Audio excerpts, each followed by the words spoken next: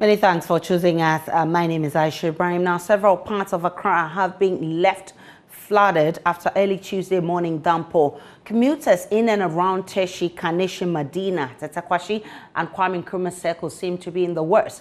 Many people heading to work this morning were left in long traffic jams as major roads and bridges were overtaken by floods. A number of them have had to park their vehicles and wait for the rain to subside before continuing their journey. Checks by JoyNews, however, show a number of the traveling public in and around the capital city are still yet to make their way out of traffic to their various destinations. Let's bring you sights and sounds of some of the flooded areas as captured by some of you who were stuck in it.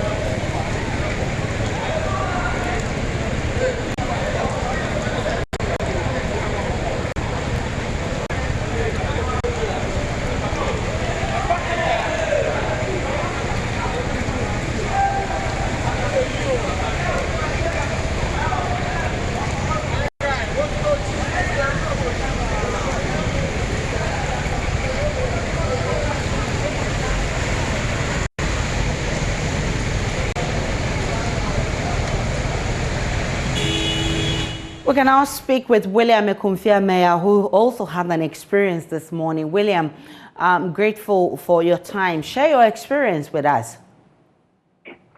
Yeah, this morning the whole place at Odona was flooded, and the condition was so bad that the people were free away from their various homes and shops.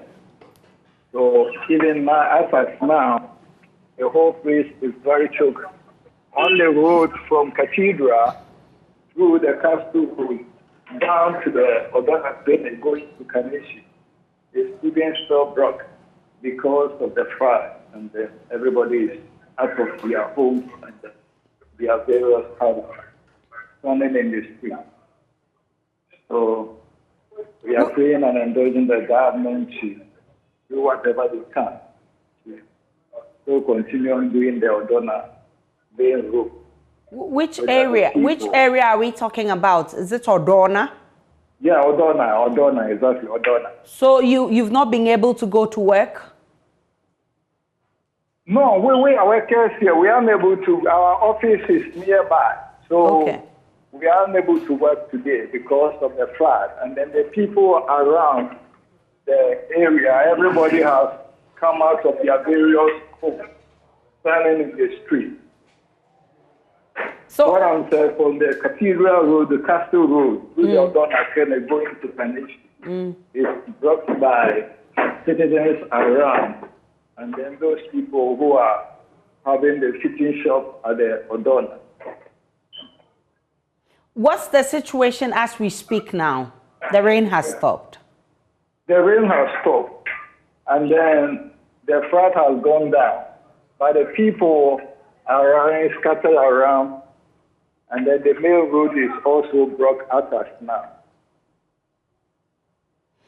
So has any authority been to the area to check what is happening? No, we haven't seen any government authority or the NAGMO here. But the Odona area has been one of the flood-prone areas. Over the period, government has worked on the drains. Why do you think we are still facing this?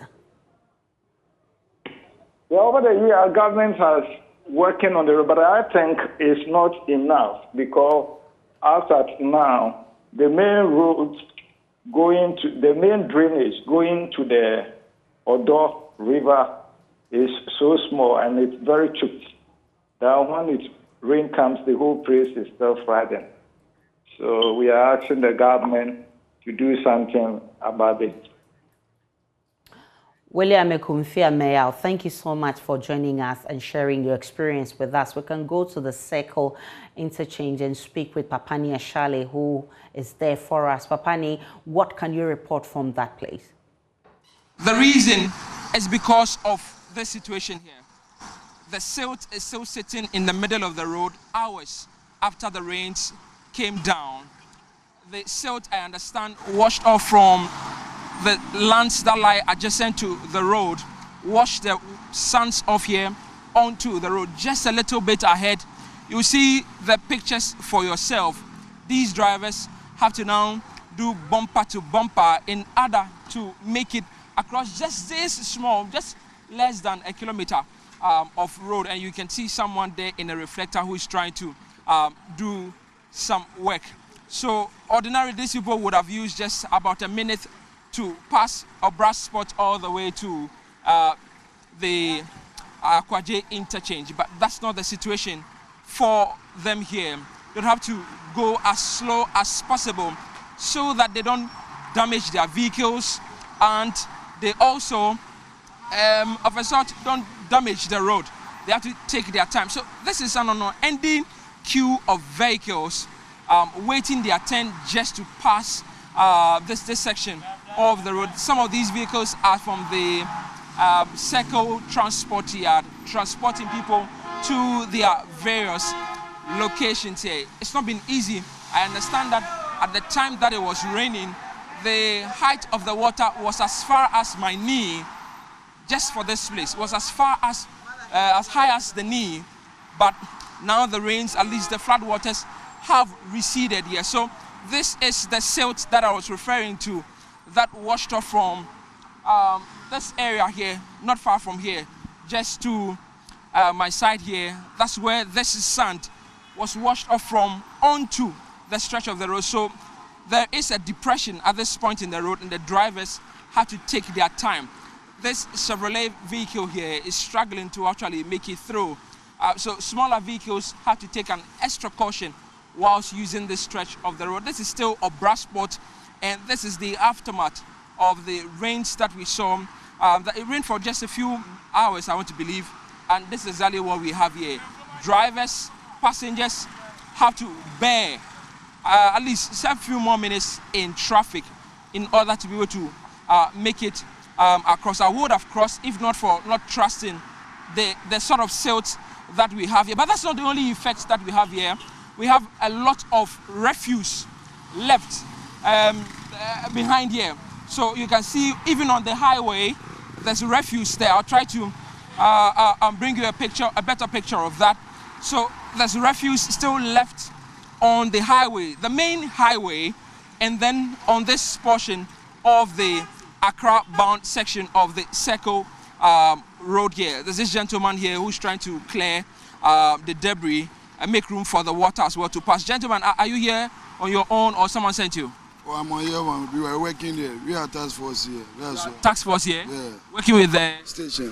Which station? The Bradsport, Mamidokun station. Okay, so you've been asked by your authorities to come and do. What is that you're doing? Okay. Oh, actually, I came with myself because we are working here. As the thing happened, we have to even try and do it because of the car, so that we also can work, because we bring a lot of traffic there. I mean, what do you care to come and do this? Oh, I doesn't care about anything. Just I wanted to do it. You wanted to do it? Yeah. Okay. But is this something that happens often? Do you always come and do this? No, not all the time. Only today that has happened. So it's just today. Do you have any idea how this is possible? Actually, I don't even have any idea on that. I just came from house and right now I just came. As I came here, what there was, as you can see. So we are trying to help so that the cars will just move. That's all. We are doing our best to help the nation. That's all. I think you are doing your best. So what's your name? I'm Bright Ahin. Bright Ahin. Bright, thank you very much for doing the Lord's work. So Bright Ahin voluntarily, and I see his colleagues are joining him. They are from the Obra Sports Transport Yard, and they are trying to help the drivers here who have to use just this small part of the road, have to take their time, drive at a slower pace in order to pass through the silt that is sitting on the road hours after the torrential rains. It's caused an unending queue of vehicles that have to be on the road for longer than usual. I see some people have decided to walk. Let me try to find out from them. Bossman, are you walking because there's no vehicle? Oh, no. Actually, I'm going to pick a car from here. Oh, but why didn't you pick the car from the other side? The traffic over there, so I just want to go up there. So you want to go up there first? Yeah, sure. Okay. So where are you going to? I'm going to Teshi.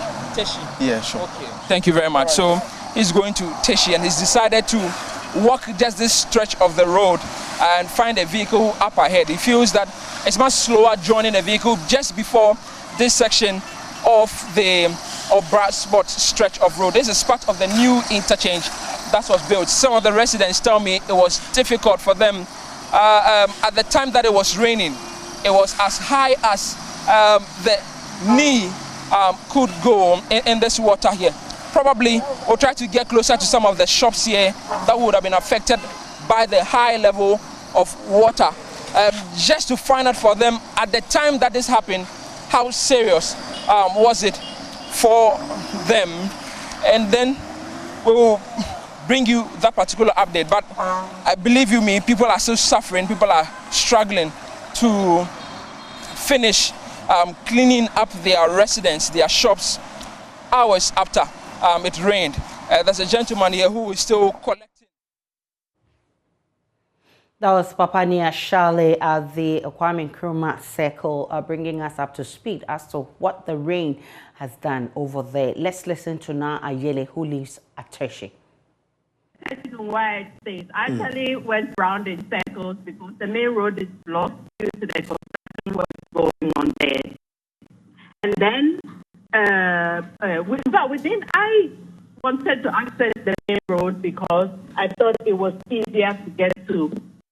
But all the way, I realized that there was heavy traffic from the Legma Polyclinic area, only to get inside the estate to see that the whole place was filled with water. Usually when it rains heavily like this, the bridges are, just... And so the second turning from the Nat hostel over there, was just something else. And the traffic was so heavy. I had to actually make a detour. Not this one. To move from there. But the traffic is just killing around that place. Interesting. So how long have you been in the traffic? I've been there. I mean, it takes me usually 10 minutes to get to the main road. I've been there 45 minutes just roaming about. Wow. Yeah. Interesting. How about, the others you've seen, other commuters who are stuck with you? Please repeat the question. How are your now colleague commuters who are also stuck in traffic? How are they managing? How do you see them trying to get out of this traffic? In fact, it was a taxi driver who told me the way this traffic is, I should. He turned and made a detour and told me you can't go because the main road was blocked, which I didn't know. And they only to move forward to find that. So other cars are also managing to go through, and there's a particular bridge that has so much mud. People's houses are actually filled with water.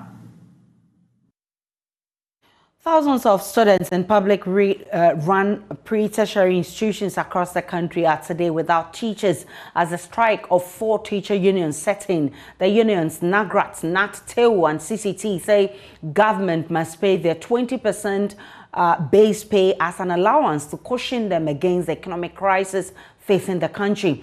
We'll take you across the country for an update on the situation in the various schools. First, though, here's the General Secretary of NAT, Thomas Musa, declaring the strike yesterday afternoon. By this, we are informing the general public that we are withdrawing all our services in all the pre-tertiary education space. Yes. These include teaching and non-teaching staff.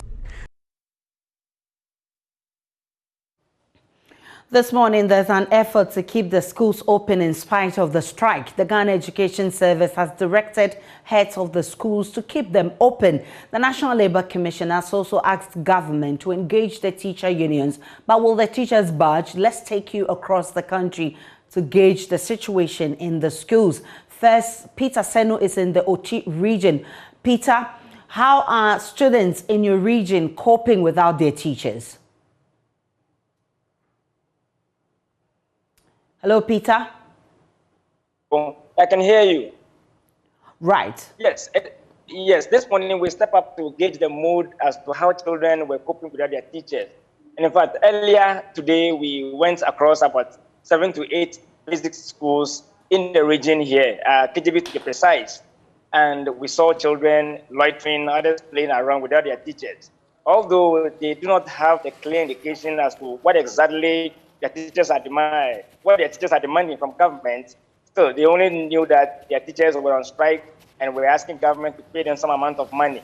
And so right now, I'm in a school here. This is the RCU school. It's been closed down. But earlier today, we saw the children lurking around. In fact, down there to my left, I can see some of the children still playing football around. But they're on their own here. But the school officially has closed down for now here in the region.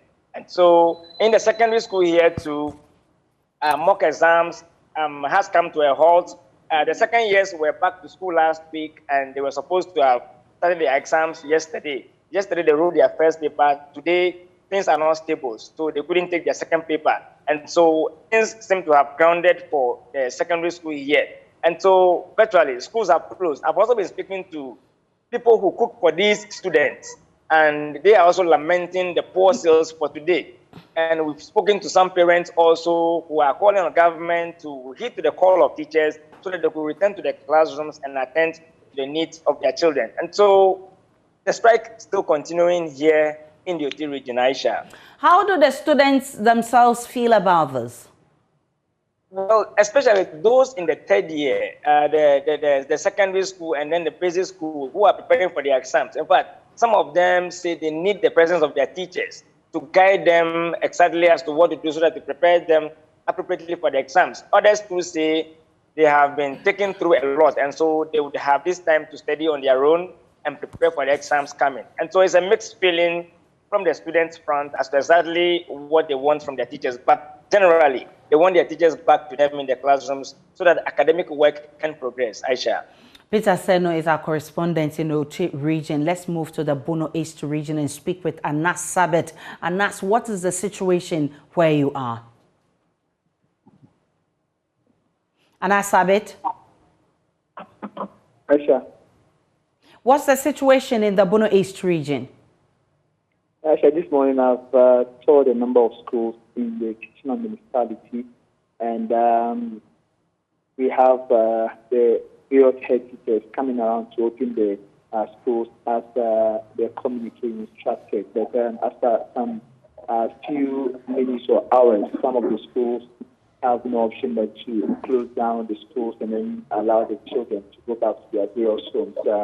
I spoke with the headmistress for the Kitchener Islamic Basic School, Madame Christina Ashiyama, who told me for the safety of the pupils, the best option is to let them go back to their homes or their parents, because as a single individual without the absence of the various teachers, there's no way she will be able to handle the number of pupils who are around 400 within the school. So we monitored also around the Java community seniors where the students were seen loitering about with teachers that are not available to take them through their various academic activities. The teachers believe that the institution will, definitely impact negatively on the academic calendar of the schools, and the head teachers are hoping that the strike action will be called off with the shortest possible time.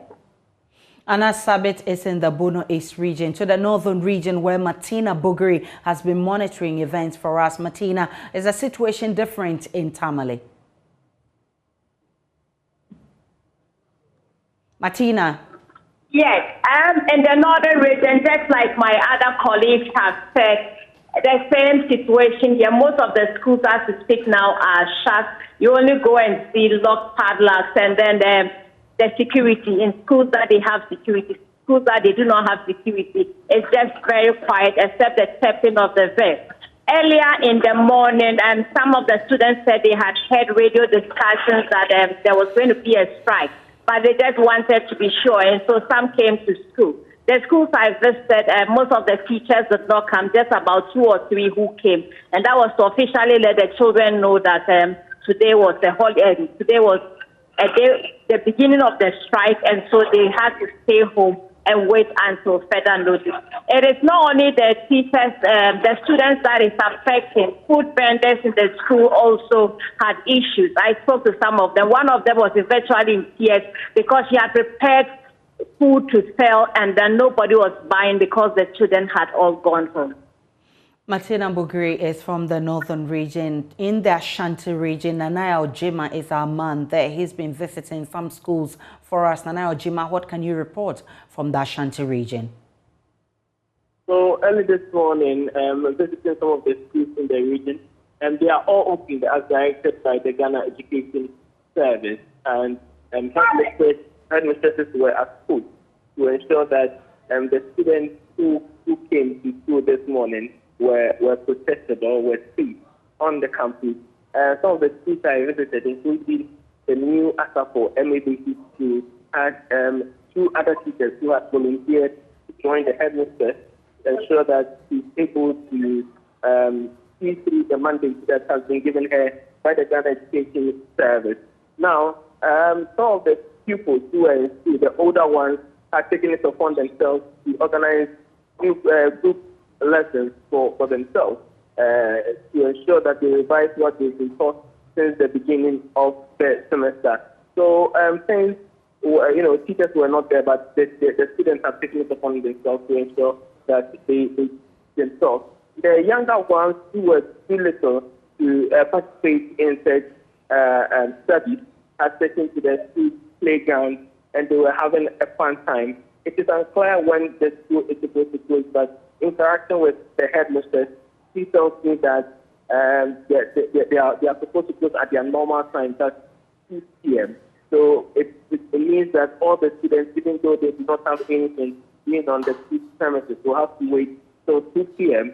to leave the premises. But it's unclear if the Ghana Education Service, by close of play, would direct these headmistresses to communicate with the people to stay out or to stay home as the strike continues. Nanaya Ojima is our correspondent in the Ashanti region. On our Living Standard series today, it's undeniable that behind the most successful men and women in our society, there are some great teachers. But teachers' daily sacrifice and hard work in shaping the minds and lives of future leaders is inadequately rewarded. The current harsh economic conditions have worsened their situation. Mamesi Nyamichet Thompson gauges how Moses and Ernestina survive in today's Living Standard series. One thing that is easing the stress is my wife. We just don't know how we do it, but we survive. If I'm to put all the loans together, I have about 39,000 cedis to pay. When you come in contact with the kids, they make you forget whatever you're going through.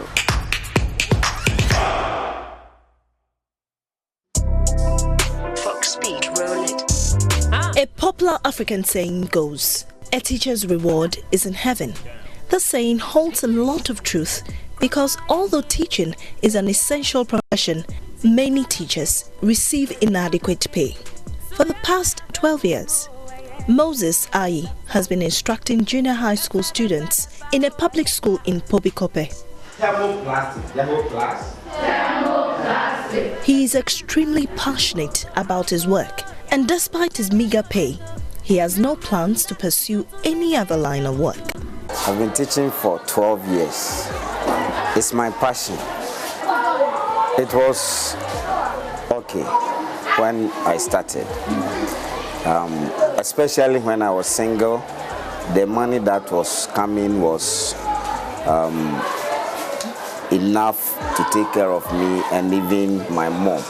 Moses gets paid 2,500 cedis per month. However, 1,000 cedis is taken out of his paycheck to pay off debt. His wife, mother, and 4 children all depend on his monthly balance of 1,500 cedis. If I'm to put all the loans together,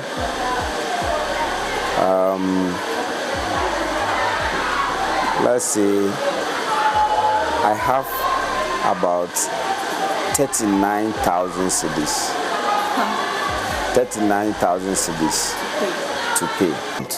So the one at controller is deducting around 715 or so, and the one with my bag is deducting 300 Ghana cedis, making say 1,000, around 1,000. But he is struggling because of the state of the economy. Each day, Moses spends 50 cedis for food and transportation. His pay is gone even before he considers his other responsibilities. I used to spend 5 cedis on food. What do you buy? But now 5 cedis cannot buy the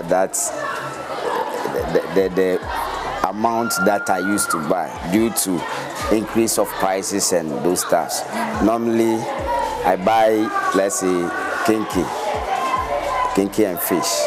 So let's say kinky 2 cedis, fish 3 cedis, making 5 cedis. Then this one is aside water, because water 20 pesos, but now the 5 cedis cannot buy the kinky that I used to buy. So you need at least, let's say, 7 cedis. But for my side, I have to regulate the way I spend, especially on feeding. Moses says his wife, who is a nurse, supports him fully. He says she's aware of his financial situation and is entirely behind him. For him, without his wife's help, he would have died trying to survive. The only thing I take consolation from is to have a woman that understands me. Because if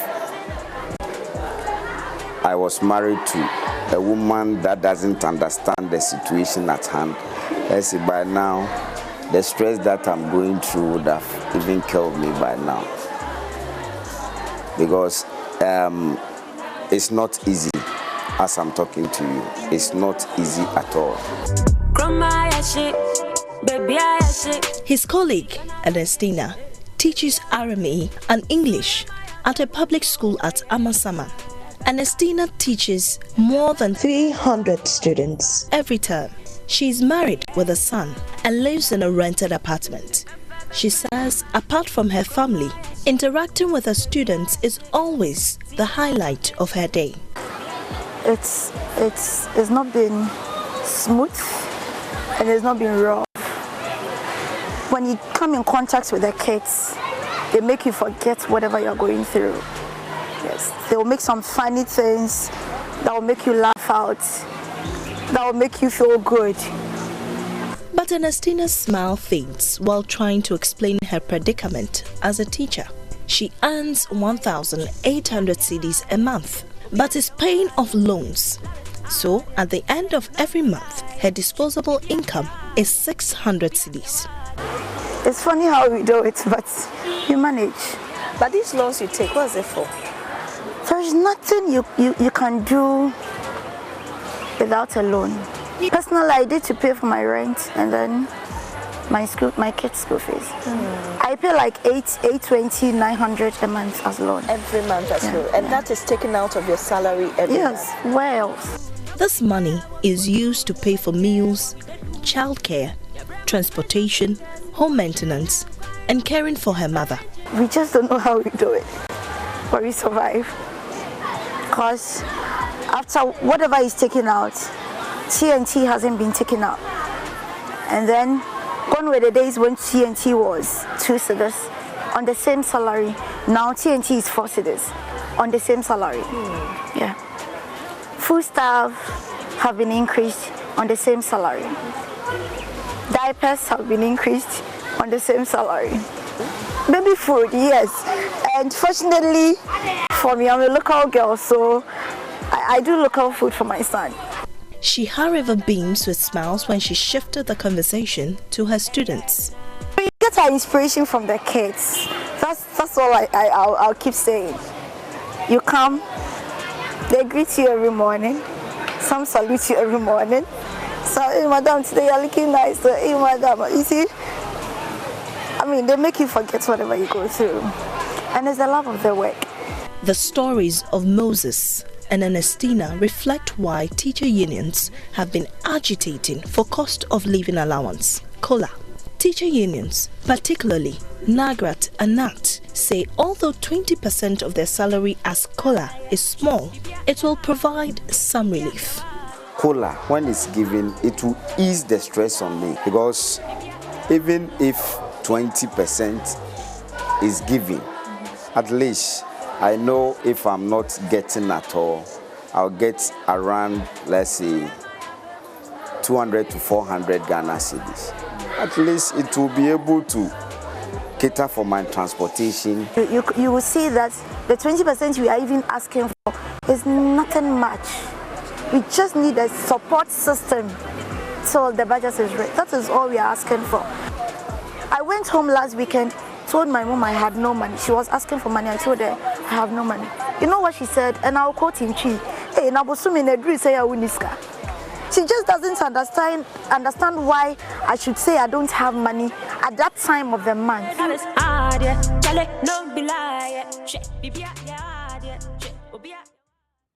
And that's on our Living Standards series. Government is putting finishing touches to its economic data to present to the International Monetary Fund for the engagement to secure a bailout package. The team is expected in Accra Tuesday from Washington, D.C. for negotiations to begin on Wednesday. Joy Business News editor George Rafi explains what more to expect during this engagement. He spoke on Newsdesk.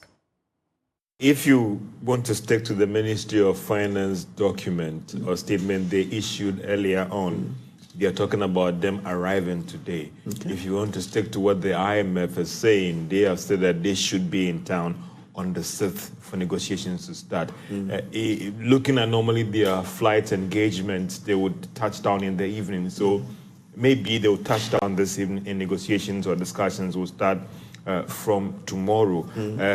Just like what we've been told earlier on, government on its side, they are getting their documents together so that if the fund calls for some document or we want something on the latest update on our debt situation, they'll be able to provide it. So government itself has already put in its document together. Already we've seen a document being put out by the Ministry of Finance about some Q&A. It tells you that government had put its document together long before last week when the official announcement came out that they are indeed going to begin some formal engagement. So these data are being put together to ensure that they can engage the fund if they should call for anything. And that is what we understand, that on government side, they are ready to engage the fund when they come in. When they also come in, they will be calling for some data on the economy with respect to some sectors and all those things, and that will give them a fair idea about what will be the next line of action.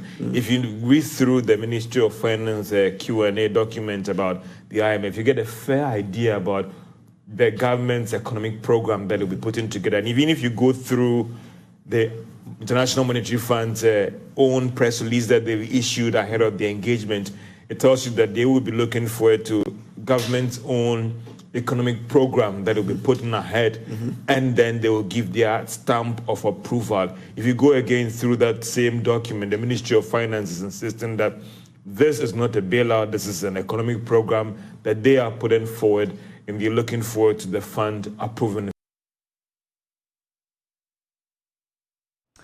The Trades Union Congress has also said it considers this decision by government to go to IMF as a tragic mistake and a sad one for Ghana. This was contained in a statement released on Monday. Joining me on Zoom for more on this statement is TUC Deputy Secretary General Joshua Ansah. I'm grateful for your time this afternoon, sir. What are your challenges with Ghana going for an IMF bailout? Hello, Mr. Sansa.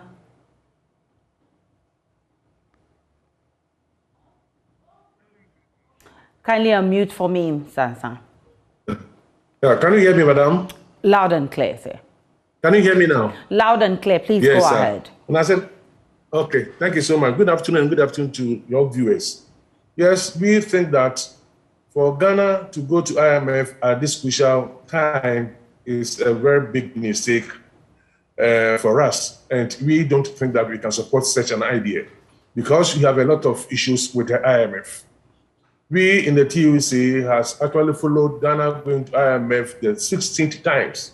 And the deficits or the negatives way more than the benefits that whichever country that has gone to IMF has actually benefited from IMF. And I want to challenge anybody in this country to tell me the benefits we have actually accrued from going to the IMF for the 16th time. It's unfortunate for us because we had a meeting and the Secretary General came up with a statement. And immediately after the statement, the following morning, we heard that Ghana is preparing to go to IMF. We think that it's a disappointing statement and we cannot support it. My sister, we are taking our challenges first from in 2021-2022 negotiations.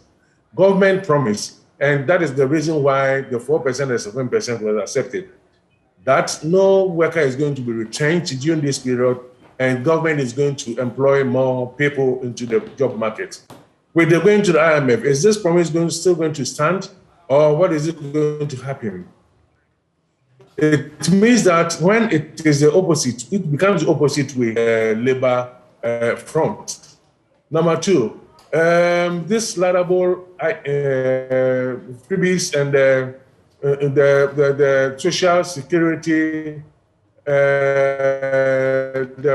the issues that are supporting workers at this time, we think that the measures going to IMF are going to erode all these things out of the workers and workers are going to suffer. That's the more reason why we think that it is not time, it is not right, it's not good for workers when we go to IMF because it has never been positive for us. We have all seen retrenchment, we have all seen people losing their jobs, we have all seen companies closing down, we have all seen losing our members in the union workers, and so many things has happened anytime workers or Ghana go to IMF. That is our main beef that we think that it's not proper. We think that we have a lot of... Mr. Ansa, you've enumerated several factors that makes going to IMF a mistake. I mean, ideally, what did you expect government to do in the current situation? What is peculiar about this situation, madam? What is peculiar about this situation, madam? Because if yesterday you tell me everything is booming, everything is fine, and today, surprisingly, you tell me you are going to IMF because things are not good. I mean, which way? Which way do you want us to go? We think that we have a lot of think tanks in this country. We have a lot of economic visuals in this country where we can all put our heads together to take Ghana out of this mess that we have seen now. So we think that it's not proper now for us to go to IMF. We think that we can still put our heads together and actually come out of these woes if you really serious want to do. Because there are a lot of things that government can do to plug so many loopholes in this country that can give us a lot of money to run this country. Well, it does look like government has taken the decision. What do you intend to do? Yes, we are praying that he doesn't go and eat back whatever he has promised workers. Because you took the 4% and 7% based on no retrenchment and employment of workers. So if this decision is maintained, fine, he is the government that has taken that decision. But if it flouts this decision, I think workers will have to also take a second look at whatever action that we have to do. Because Joshua Ansa, I'm grateful for your time. He's Deputy General Secretary of the TUC. Let's take a break on Joy News today. When we return, we'll bring you the very latest coming from the world of business.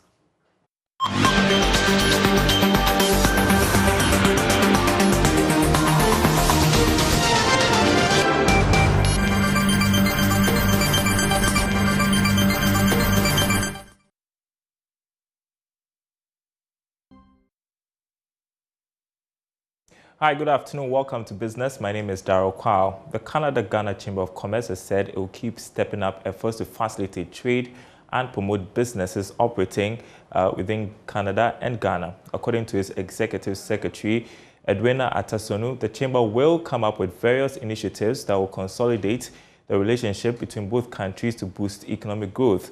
She spoke to Joy Business at the celebration of Canada Day in Ghana. Canada Day is an important occasion in the lives of Canadians. The day is set aside to promote Canadian culture and tourism globally. At the event, the Executive Secretary for the Canada-Ghana Chamber of Commerce, Edwina Atasonu, said this is one of the ways Ghanaian businesses can reach out to the Canadian community. So even though this is a cultural event, it's being participated by businesses in Ghana and in Canada. Now, as a chamber, participating in this event has brought about 2 or 3 more companies to the chamber, and it's also further we're going to deepen relationship between Ghana and Canada. So even though it's a cultural event, it still has the trade and the business implications to it. Chief Executive Officer for the Global Celebration Canada, Mohamed Ahmed Enin, explained that this is to build the relationship between Ghana and Canada.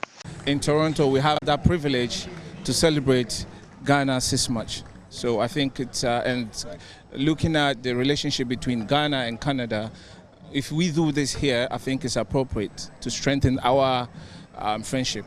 Yeah, I think, like we all know, we have a good rapport and relationship in the sense that, I mean, if you look at the mining industry, all the big companies are Canadians. Ashanti Gold and what have you, they're all Canadian companies, but we don't know.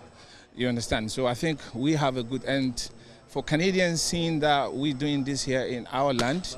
Of course, I think in future, if we're looking for anything, they'll consider us in all respect. More coming up on the marketplace, including negotiations with IMF officials expected tomorrow. That's on the marketplace at the top of the hour. Coming up, sports. Stay tuned. Let's do sports now on JoyNews today with me, Muftau Nabila Ablai. Former Black Stars goalkeeper Adam Larson Kwarase says players willing to switch nationality to play for Ghana should do so on patriotic grounds and not because they want to participate in the upcoming FIFA World Cup. According to him, it is important to play for the country because you love to do so.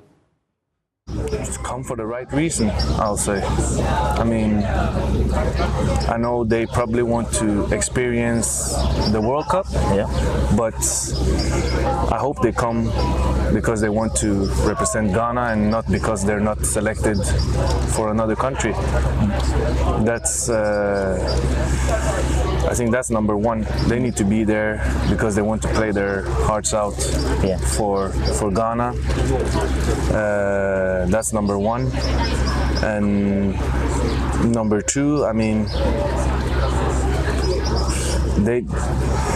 that one is hard because it's been a while since I've been around, so I don't really know how things are done in camp right now, but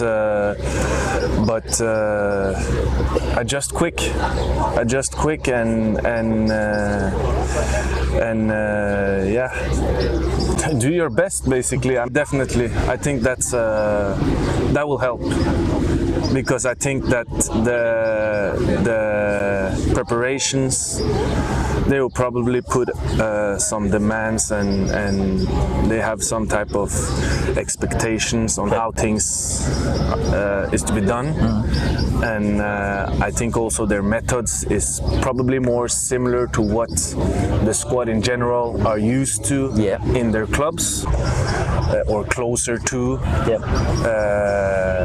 But I also think that it shouldn't be, of course, I'll say everybody's welcome. I hope everybody's welcome. If you're a Ghanaian, you're a Ghanaian. You're welcome, hopefully. But you shouldn't forget those who qualified to the tournament as well, and just bring. They need, like I said, they need to be there for the right reasons, and not only like, I'm ready to come. You know, it needs to be the right balance, and those guys that qualified the team to the tournament, if they are really ready and informed. This is our wrap-up sports here with me, Muftau Nabila Abla. We are back at 2 p.m. with sports today, and you can also head on to myjoyonline.com and read some more sports stories. We appreciate your company.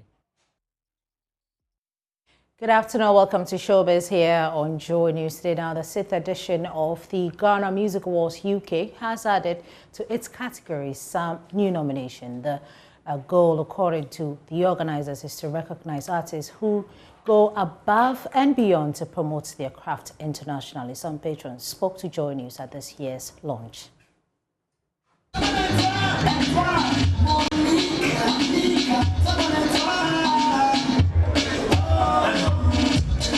And we are bringing excellence into what we started 6 years ago.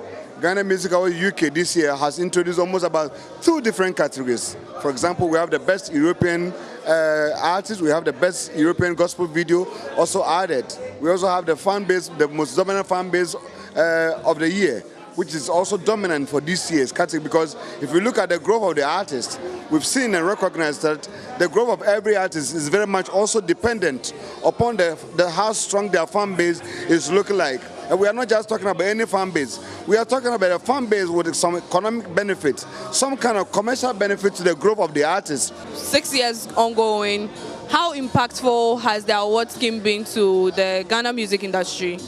I mean, for all the artists, if you go to any of them and you ask them what Ghana Music Awards UK have done in the life of these musicians, it's just amazing. And I can tell you that every year, all these musicians you see, we give them an opportunity for them to showcase their talent, their craft, all the way in the United Kingdom. Ghana Music Awards UK is the biggest platform we have in UK now. Just to have a good time, see what this year has in store for the Ghana Music Awards UK, see if I bag a nomination, yeah, and just come and support the movement. I'm all for anyone who is trying to promote Ghana in the diaspora or across the world, so I'm here to just show my support. Sorry? I think it's for my team actually. Yeah, I just decided to put something up. So this is more of like a Vans and just me.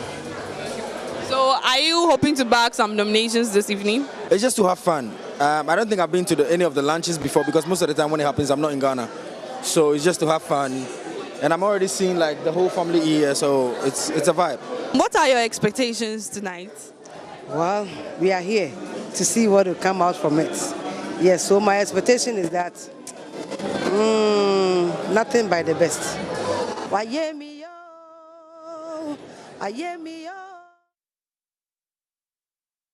Away from that, highlight musician Kwame Eugene gave patrons an unforgettable time with a 2-hour non-stop live band performance. The event dubbed Kwame Eugene Takeaway Party, according to the musician, is a gift to his fans for their unending support. The whole place full up, and bro, it's a blessing. They came to support and I had to do the work for them. Takeaway has already caused certain stirs. Why would you want to have a takeaway party of all the songs you have released? Ali, we be Ghanaians, oko a year, then you takeaway.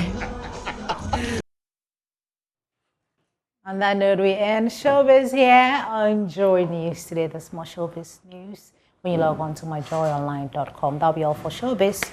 Aisha, good afternoon to you. Thank you. I have a takeaway for you. Say that again. Takeaway. Fufu takeaway. You do? Yes. Okay. Hoping to take it right out of this place. You want to invite Kwame Eugene. That's how we wrap up the bulletin this afternoon. My name is Aisha Ibrahim. For more news, log on to myjoyonline.com. There's more of the news and updates of all the developing stories. Enjoy the rest of our programs.